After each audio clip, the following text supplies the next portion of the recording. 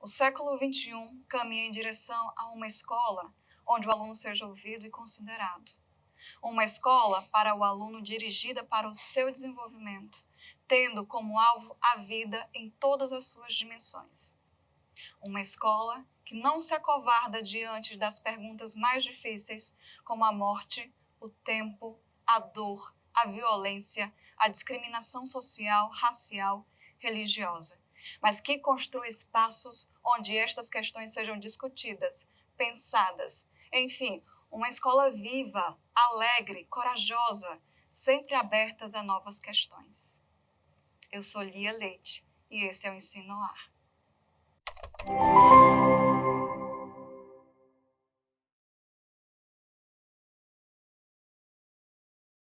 No episódio de hoje, vamos conversar com o professor Ronaldo de Souza Almeida, professor da Faculdade de Educação da Universidade Federal do Ceará, mestre e doutor em Educação e escreveu uma tese sobre violência nas escolas. Muito obrigada, professor. Eu que agradeço o convite, Lia, da Fundação Demócrito Rocha também, e a oportunidade de discutir e debater um tema tão importante como esse, né, que é a violência na escola. Sim, professor. Nada mais importante do que a gente conversar com um especialista no assunto, nesse momento em que tanta desinformação é propagada. Então, eu acho que a gente pode começar com o tema central, que é como pensar a escola como um espaço seguro, um espaço de acolhimento, como a gente conversou antes, um espaço dos bons afetos. Vivemos tempos em que a escola é um espaço dos afetos tristes, o medo, a insegurança, o sentimento de injustiça, de violência. Então, como é que a gente pode retomar essa escola que traga alegria, esperança, sonho, acolhimento? Muito bem. Eu acho que um primeiro aspecto que é importante a gente destacar é que a escola não está separada do todo social, né? A escola, de alguma maneira, o que acontece com ela é também reflexo do que acontece na sociedade numa perspectiva mais ampla, né? Tanto influenciada pelas questões culturais, sociais, políticas, econômicas. Então, se há violência na escola, é porque há também violência na sociedade, né? E esse é um primeiro aspecto a se considerar. Uma outra questão importante, Lia, diz respeito a gente pensar nesse tema de maneira multidisciplinar, de maneira multifatorial, né? Que é o que a gente vai conversar aqui ao longo do nosso encontro. Porque a questão da violência, ela atravessa múltiplos fatores, né? Desde as perspectivas que se tornam comuns no cotidiano da escola, que boa parte das escolas também vivencia, até as questões da violência mais dura, né?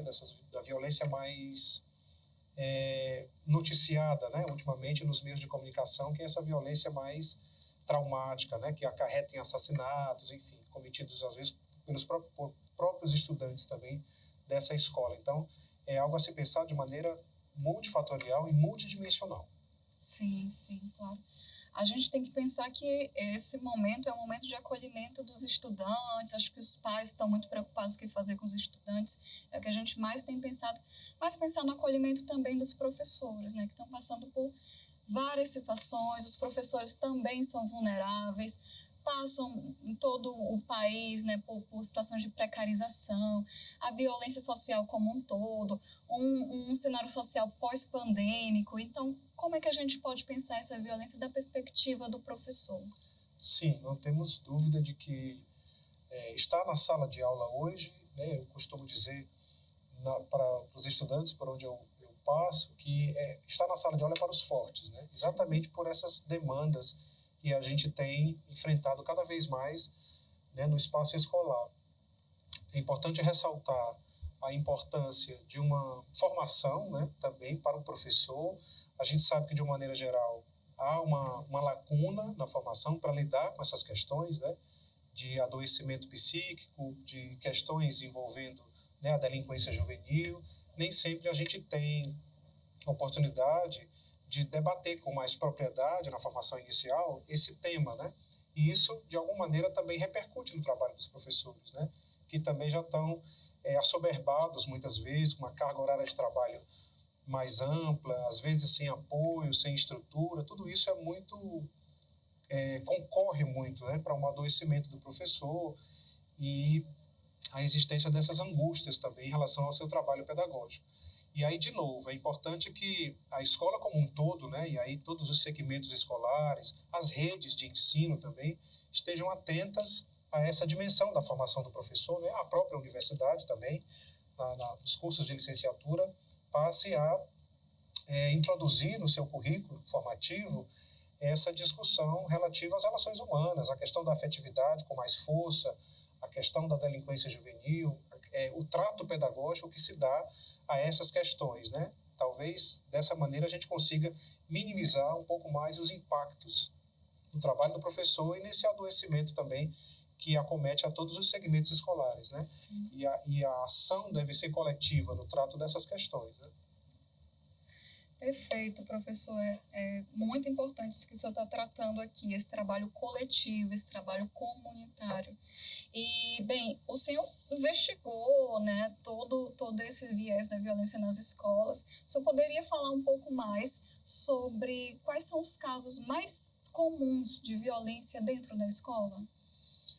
Eu estava até comentando esses dias com os estudantes lá na graduação, ainda bem que a maioria das aulas termina bem, Sim. Né? A gente sabe que esses casos mais chocantes de violência, né, que são violências duras contra a vida, enfim, esses casos de assassinato, de invasão à escola, eles têm ganhado uma repercussão muito grande, de fato precisam, né, dessa repercussão.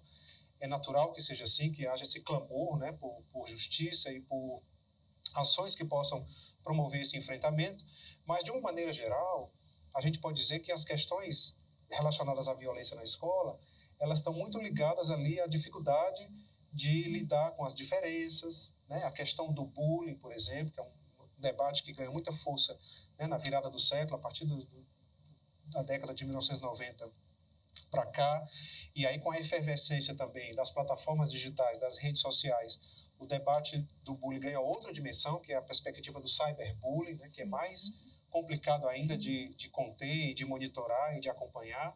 Ainda bem que a gente tem presenciado agora, né, por conta dos últimos acontecimentos, um olhar mais cuidadoso do Ministério da Educação, do Ministério da Justiça, mais ainda, na tentativa de regulamentar, de monitorar, de organizar, de cobrar as empresas, né, que oferecem os serviços de aplicativos, enfim, plataformas de relacionamento, de interação, para que eles possam acompanhar mais de perto esses episódios, essas manifestações de desejo de violência, que é muito comum a gente presenciar ainda nas redes sociais, e para que isso seja melhor gerido, né? Inclusive passivo de punição, né? Para aquelas empresas que não cumprirem os requisitos da legislação brasileira, né? No que diz respeito à proteção da criança, do adolescente, das juventudes. Então, é algo que o mundo inteiro está debatendo, não é só o Brasil, é importante que se diga, e que poderá ter boas repercussões, né, nesse acompanhamento, nesse enfrentamento que toda a sociedade deve ter em relação às questões de violência. Muito importante ainda a ideia do acompanhamento dos pais responsáveis, né, ao que as crianças, jovens e adolescentes veem nas redes sociais. Isso é um aspecto bastante importante também da discussão, já que se tratam de ações coletivas, não dá para deixar só a cargo da escola ou do professor, né? É importante ou mesmo do Ministério da Justiça ou das secretarias estaduais e municipais de educação, é importante que toda a sociedade se mobilize nesse enfrentamento e nesse acompanhamento, né? Para que a gente possa, de alguma maneira, ter resultados mais significativos, né? Nessa nossa luta, vamos dizer assim. Sim. Professor, o senhor falou como um dos fatores esse desejo de violência que parece que tem até um viés mais profundo, né? Mas a gente vê também que socialmente tem muitos aspectos que colaboram para essa violência. A gente vê que nos Estados Unidos é meio que rotineiro, cotidiano, esse tipo de ataque nas escolas. Se a gente está agora no mês de abril, a gente já teve mais de 100 ataques nas escolas americanas e elas têm um monitoramento, um grau de armamento, detectores de metais dentro das escolas públicas de modo geral. Então, parece que esse controle militarizado não é exatamente a causa da violência. Quais são os principais motivos para a violência na escola? Pegando esse gancho que você traz, é natural que quando esses episódios de violência mais duros acontecem, né, as pessoas têm um sentimento maior de promoção da vigilância, de um policiamento maior na escola, detectores de metais, né, fala-se sobre isso também, ou guarda armada no interior da escola. São situações que alguns países já vêm fazendo, né, como você muito bem cita, os Estados Unidos, mas a gente sabe que não necessariamente resolve a questão, né? Pode ter um impacto assim imediato, mais para a construção do imaginário, né, ou a sensação de segurança, mas a gente sabe que esse é um aspecto que não é o principal, talvez, né? A gente sabe que a escola trabalhar essa questão de maneira preventiva é fundamental para que a gente possa promover esse enfrentamento. Tanto professores, nos seus componentes curriculares, como a escola desenvolver projetos, né, de participação dos estudantes, como a escola ter espaço de escuta para que os estudantes possam falar dos seus dilemas, falar das suas inquietações, né, e professores também, são estratégias metodológicas, pedagógicas importantes para esse enfrentamento, né, para que a gente possa promover uma escuta sensível, uma escuta ativa, identificar previamente casos que podem reverberar em violência dura, né? Normalmente as escolas já têm um convívio maior com as perspectivas do bullying, as discriminações, o preconceito, né? E quando elas passam a lidar antecipadamente, né, ou a dar uma destinação pedagógica a esses episódios, promovendo as correções de comportamentos inadequados, discutindo coletivamente com todos os sujeitos envolvidos, a gente entende que é uma melhor estratégia para coibir, né, esses casos de violência ou para impedir que momentos de violências mais duros, né, possam existir. Então, são estratégias que a escola pode estar adotando nessa perspectiva. Sim, sim. E eu achei interessante que que o senhor trouxe foram elementos muito humanos. É a escuta ativa, é essa presença, praticar a presença, praticar o olhar compassivo com o outro, não é? No dia a dia da escola. Tudo isso é recursos que a gente trabalha em comunidade. Eu acho que esse processo de acolhimento passa muito como um ponto para a reconstrução da escola como uma comunidade, não é?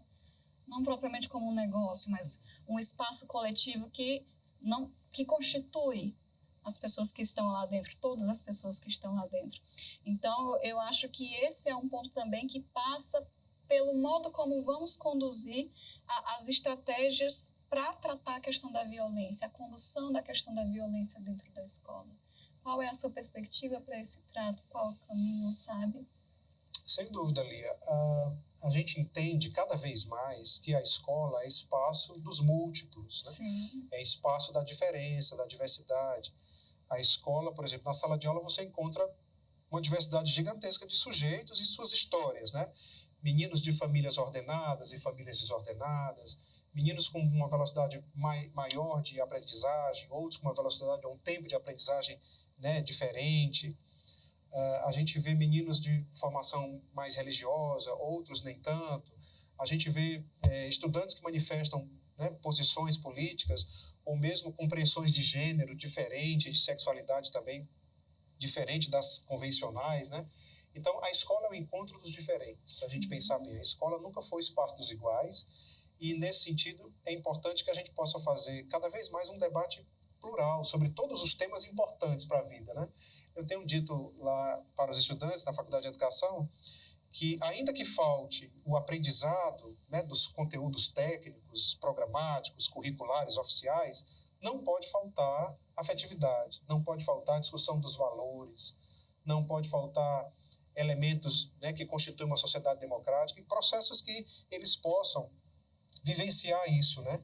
Porque a escola é o lugar que a gente alimenta sonhos, né? A escola deve ser um lugar onde a gente pensa no futuro, onde a gente pensa no nosso projeto de vida, né? Obviamente junto com a discussão dos conteúdos. Não se trata de abrir mão da discussão dos conteúdos, mas é preciso fazer aliança, né, entre aquilo que se discute na escola e nos conteúdos e as questões que movem a vida, as questões existenciais, né, dos estudantes. Por isso que é importante esse espaço de escuta e de acolhimento.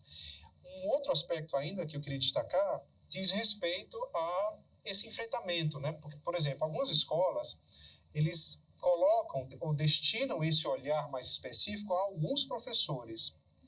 da escola, né? Por exemplo, professor de ensino religioso, ou professor de educação física, Sim. ou aquele professor da filosofia, como se fosse responsabilidade somente daquele, né? De puxar essa discussão, tocar um projeto na escola, enfim.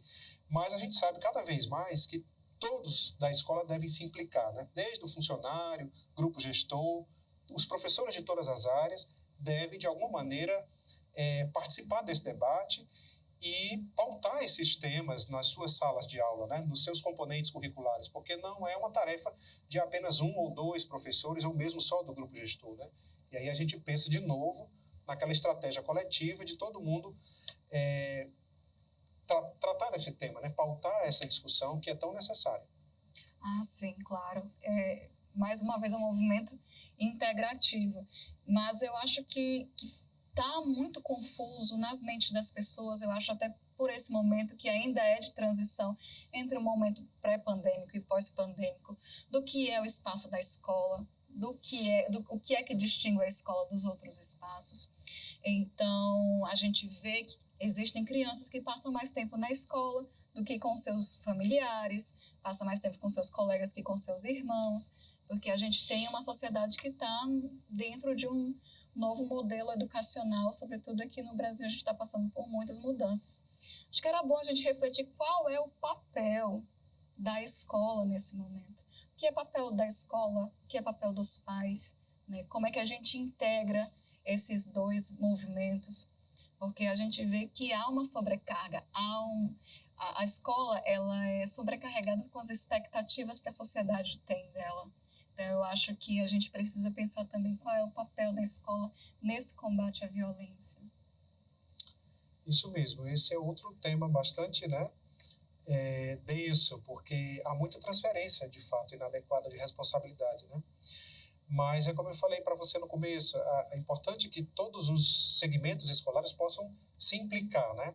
Os pais fazendo a sua parte, os funcionários, todos os professores também tendo interesse por essas temáticas, se aprofundando, se interessando sobre a discussão dos temas tabus, enfim, dos temas que, de alguma maneira, atravessam o universo da sala de aula, e todos de forma colaborativa, né? Sim. Porque senão a gente não consegue enfrentar esse desafio. A escola tem muitos papéis ao longo, né, das décadas, dos anos, dos regimes políticos, mas a gente pode dizer cada vez mais que a escola é espaço da discussão da vida, né? E se é espaço da discussão da vida, tem que ter os conteúdos oficiais, curriculares, universais, mas tem que ter também a dimensão formativa, a dimensão da afetividade, a dimensão da formação humana, que é uma expressão que a gente costuma utilizar também na teoria crítica, né? Então, a escola é esse lugar, né? Esse lugar em que a gente discute os conteúdos importantes para a vida de maneira colaborativa, tendo a participação de todos os envolvidos, né? Porque não dá mais para a gente pensar a escola só como espaço de conteúdos técnicos, né? Ou como espaço de avaliações burocráticas, ou espaço apenas de cumprimento de regras burocráticas, né? Porque às vezes o professor fica muito assoberbado, inclusive com essas regras burocráticas. Nesse sentido, é preciso repensar também o papel da escola, né? É preciso repensar as regras, né? É preciso repensar a dimensão curricular, né? Para incluir temáticas importantes que possam fazer parte da discussão e do cotidiano, né? Da formação dos estudantes. Formação para a vida, formação com ética. A escola é o lugar que a gente pensa também os princípios, os valores, né? A escola é o lugar em que a gente aprende a lidar com as perdas, com as rupturas, com o luto, né? Sobretudo ali na formação de crianças, jovens e adolescentes. Então, e a gente vê uma dificuldade também na sociedade, de alguma maneira, né? Vamos dizer assim, dessa última geração, né? Em lidar com essas questões, né? Da perda, do luto, das rupturas, né, ou da derrota, enfim, das intempéries da vida. E a vida é pacote completo, né? A vida não é só acerto, não é só vitória, não é só, né, alegria. A vida é desafio também, a vida é travessia, né? E eu entendo que esses temas importantes, né, meio ambiente, relações humanas, a cultura de paz, todos devem ser temas tratados na escola, né? E por todos os professores, né? Quando o tema couber, quando o tema, né, virar um tema transversal no seu componente curricular, é importante que o professor tenha essa compreensão, né, e essa habilidade de pautar, né? A sala de aula, deve também funcionar como um espaço de acolhimento, né, para as questões que os estudantes trazem, seus temores, suas inquietações. Óbvio que a escola não dá conta de tudo, é verdade. É óbvio que a escola, né, eu tenho dito uma frase assim, a escola não pode tudo, mas pode alguma coisa, né, e essa alguma coisa vai da sensibilidade também do professor, né, vai da leitura de mundo que ele tem, da humanidade que ele tem em pautar esses temas, né? E muito importante também encaminhar questões que o professor realmente não vai poder resolver, né? Muitas vezes ele se depara com situações, né, de desestrutura familiar, questões de desigualdade, né, profunda e, enfim, conflitos familiares que fogem à ordem, né, do trabalho da escola e do professor. É muito importante ouvir, catalogar, escrever relatórios sobre a temática e encaminhar também, né, para as parcerias que a escola deve ter com as ONGs, com as outras secretarias de social, né, Secretaria do Social, secretarias que possam também, Secretaria da Saúde muitas vezes, para que possa dar suporte e amparo para as questões que os estudantes trazem também. É muito comum nesse debate as pessoas também falarem muito sobre a importância da psicologia na escola, Sim, né? Do CAPS, do SUS. E aí a gente pensa nisso também, né? Como sendo uma parceria fundamental para a escola caminhar diante dessas questões que atravessam a escola, né? Violência, as frustrações, enfim, as discriminações, né? E é algo a se pensar também. Sim. Eu acho muito bacana porque essa conversa ela dá a gente um encaminhamento de que tem uma interdependência aí dentro, não é? A educação, ela conversa com a saúde, ela conversa com a segurança, está tudo muito integrado nesse movimento. Eu acho que trazer essa discussão do CAPS, do SUS, é super importante. A gente viu a importância do SUS e a gente pode discutir também a importância do CAPS atualmente. Existem muitas ações dentro do CAPS destinadas à saúde de crianças e adolescentes, palestras, cursos, acompanhamento psiquiátrico. Acho que tudo isso tem que ser discutido e debatido, não é, professor? E outra coisa que eu acho muito interessante é o direcionamento para as competências socioemocionais. Eu acho que a gente se destina a incluir cada vez mais disciplinas, matérias que tratam disso de alguma maneira ali interdisciplinar, para a gente poder realmente dar conta do que a nossa educação está pedindo agora. Nesse sentido, a gente pode falar de estratégias de prevenção de violência, professor? Sim, é possível sim. E aí você falando aí das inteligências socioemocionais, eu me lembrei de uma teoria muito propagada final dos anos 80, anos 90, do americano Gardner, que é da teoria das múltiplas inteligências, né? E o Gardner traz ali uma das 8 inteligências que ele lista, né, nos seus estudos, a inteligência interpessoal e a inteligência intrapessoal, né? Essa inteligência interpessoal, a minha capacidade de lidar com o outro, né, com as diferenças que o outro traz, a perspectiva da alteridade, dentre outros aspectos, e a inteligência intrapessoal, que é essa, né, como é que eu lido com as minhas questões, né? Como é que eu lido com as minhas frustrações, como é que eu lido com os desafios da vida que eu também enfrento como jovem, por exemplo, né? E os jovens. Então, é muito importante pensar em processos, em metodologias em que a escola trabalha essas inteligências também, né?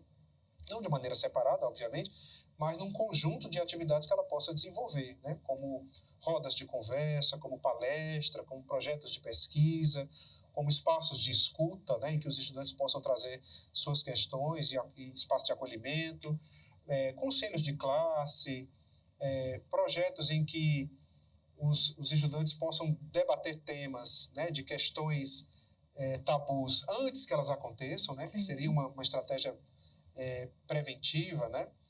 Então, são maneiras de a escola também se organizar para esse enfrentamento, né? Prever tempos e espaços no currículo oficial, inclusive, para poder trabalhar essa temática, né? Para poder pautar esses temas importantes, né? E na perspectiva também de ir trabalhando as inteligências socioemocionais, a perspectiva também de um projeto de vida. Eu entendo que é muito importante, porque a discussão do projeto de vida faz o aluno também ter um encontro com ele mesmo, né, e projetar perspectivas futuras de saída da escola, de término também, né, do seu processo de escolarização e encaminhamentos que ele quer dar mais à frente para a sua carreira, né. Eu acho importante esse debate, sim, né? Obviamente sem abrir mão em nenhum momento dos conteúdos oficiais, né? Porque a gente entende que é uma bandeira de luta também do estudante, trabalhar os conteúdos oficiais significa garantir um direito desse estudante de ter acesso a esse arcabouço, né,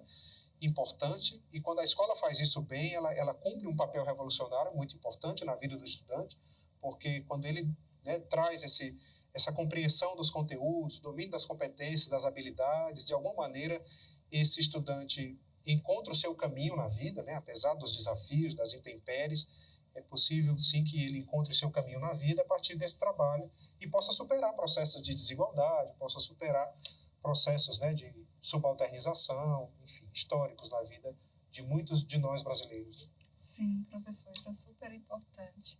E eu acho que a gente poderia fechar aqui falando um pouco sobre educação popular, sobre como isso intervém nesse contexto especificamente. A gente sabe que a educação popular se tornou segmento, mas ela é o caso geral do Brasil.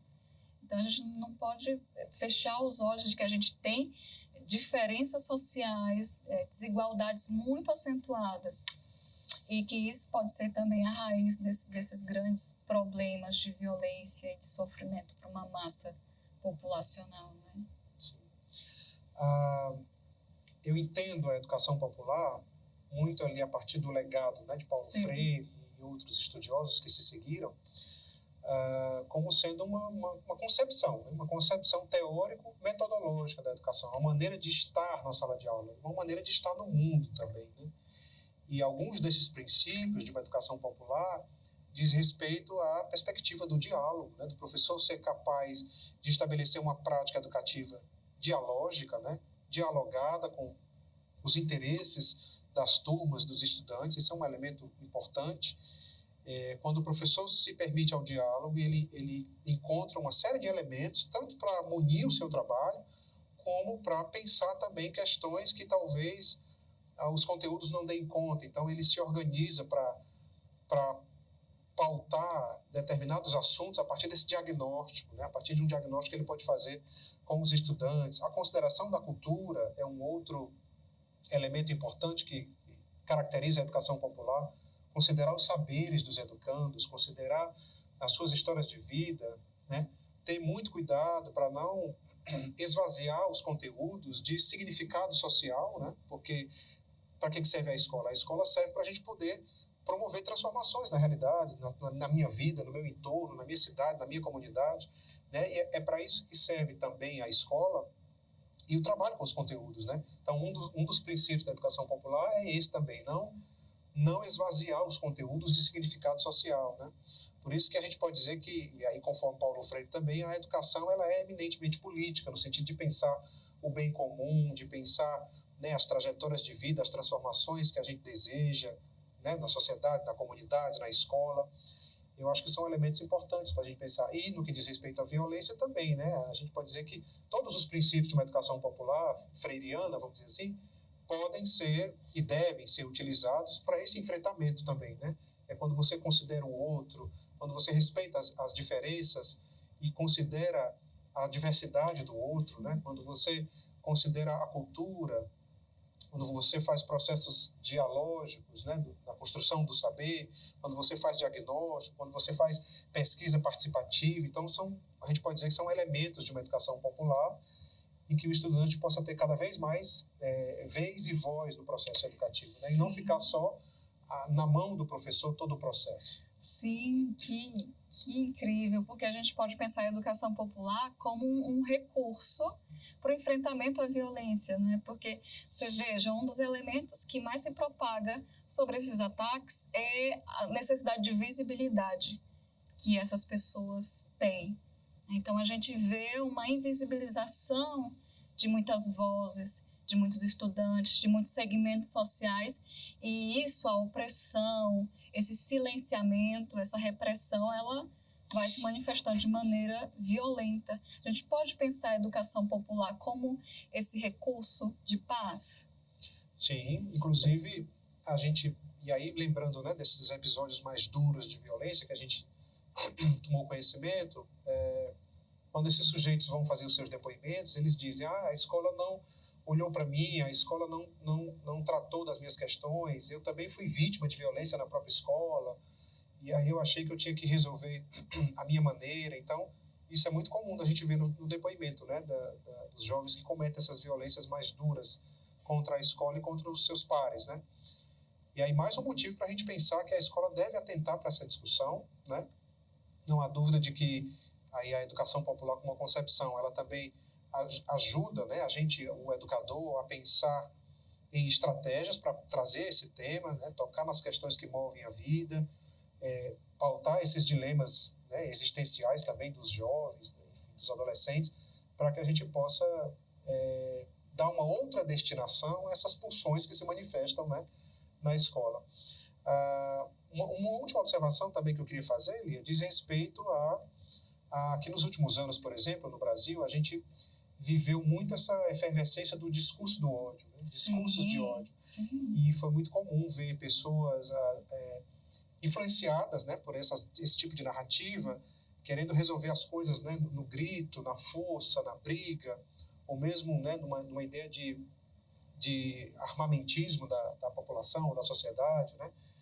Foi muito comum presenciar esse tipo de debate nos últimos anos, e não há dúvida de que isso, de alguma maneira, reverbera e influencia, né, a mentalidade das pessoas, né, ou dos jovens que, de alguma maneira, estão sendo vítimas de violência também, nessa perspectiva de querer resolver a ferro e fogo, né, as questões que eles têm enfrentado. Isso é muito, muito, muito grave, também muito sério, né? E aí, como eu te falei, é preciso pensar na desconstrução desses discursos, né, dessa manipulação dos afetos, manipulação das pulsões de morte, para esses fins aí, né? É preciso repensar essas ideias e favorecer cada vez mais as pulsões de vida na escola, né? Exatamente a escola como esse espaço de afetividade, de acolhimento, da importância da negociação, do diálogo e não necessariamente do embate, né? Para a gente dar destinações aceitáveis, né, aos conflitos que a gente vivencia, né? A vida também é feita dos conflitos, e na escola também estão esses conflitos, né? Por isso que é preciso dar um destino mais interessante a essa discussão e a essas pulsões que se manifestam no seio da escola também. Muito bom, professor, muito rica as suas colocações aqui. Eu acho que a gente teve um panorama bem norteador sobre a discussão, sobre o tema da violência na escola. Acho que a gente ficou aqui com algumas sugestões de olhares para a comunidade como um todo, para os vários setores articulados da sociedade, para a própria condição humana, esse viés mais interno, de olhar mais para dentro, de conversar um a um, o trabalho que o professor também tem, que é de um a um, mas o trabalho coletivo, a gente conseguiu pensar a escola externamente, com outros setores, saúde, segurança, e internamente esse trabalho humano, intra-humano, como a gente discutiu anteriormente, necessidade de olhar, necessidade de escutar, necessidade de refletir, pensar, debater, tudo isso. Então, eu acho que a gente pode ir finalizando o nosso encontro. Quero agradecer muitíssimo a sua presença no nosso podcast, professor Ronaldo Almeida. E se quiser trazer mais algumas palavras para a gente finalizar. Eu que agradeço, Lia, o convite. Espero poder voltar em outros momentos, porque a gente acaba nessas discussões abrindo muitas janelas de análises, né? Porque trata-se mesmo de um fenômeno complexo e tudo, e agradecer também a possibilidade de ter vindo para cá e a minha participação, e dizer que estou à disposição para outros momentos de conversa para a gente elucidar outras questões. Muito obrigado. Perfeito, professor. Bem, ficamos por aqui, mas o nosso diálogo continua nas redes sociais. Sigam a Fundação Demócrito Rocha na nossa página do Instagram. Siga o canal FDR no YouTube. E até o próximo episódio do Ensino A.